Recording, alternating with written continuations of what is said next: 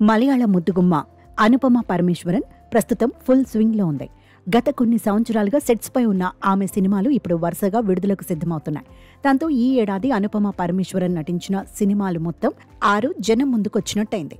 విశేషం ఏమంటే ఈ బ్యూటీ నటించిన 4 చిత్రాలు ఇప్పటికే విడుదల కాగా ఇవాళ ఓ మలయాళ చిత్రం, రేపు ఆమె నటించిన ఓ తమిళ చిత్రం జనం ముందుకు వస్తున్నాయి.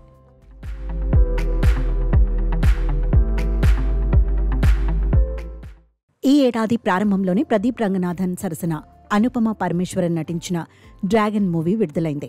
ఇది తెలుగులోనూ వచ్చి ప్రేక్షకులను మెప్పించింది.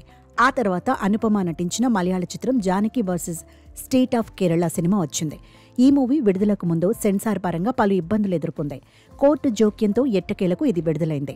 ఈ సినిమా కూడా తెలుగులో డబ్ అయింది, కానీ ఎలాంటి ప్రభావం చూపించలేకపోయింది. సురేష్ గోపి లాయర్గా నటించిన ఈ చిత్రంలో అనుపమ కోర్టును ఆశ్రయించే బాధితురాలి పాత్రను పోషించింది. ఇక ముద్దుగుమ్మ ఎంతో ఇష్టంగా చేసిన సినిమా పరద. తెలుగులో సినిమా బండి, శుభం చిత్రాలను తెరకెక్కించిన ప్రవీణ్ కాడ్రేగుల ఈ మూవీని రూపొందించాడు. విడుదలకు ముందు ఎంతో బస్ క్రియేట్ చేసిన ఈ సినిమా ఆ తర్వాత అంతగా ప్రభావాన్ని చూపించలేకపోయింది. ఈ సినిమా ప్రమోషన్స్ లో అనుపమ పరమేశ్వరన్ భావోద్వేగానికి గురి కావడంతో అప్పట్లో సోషల్ మీడియాలో ఆమె గురించి విశేష ప్రచారం జరిగింది. ఇక ఈ ఏడాది వచ్చిన అనుపమ 4వ చిత్రం కిష్కింధపురి. బెల్లంకొండ సాయి శ్రీనివాస్ హీరోగా నటించిన ఈ చిత్రం థియేట్రికల్ గా ఆశించిన స్థాయిలో కలెక్షన్స్ రాబట్టలేకపోయినా ఓటీటీలో మంచి స్పందన లభించింది.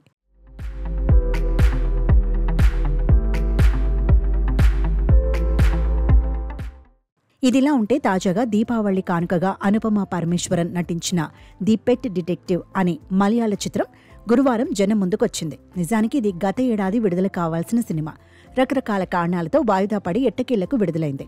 ఇక శుక్రవారం ఆమె నటించిన తమిళ చిత్రం బైసన్ విడుదల కాబోతోంది.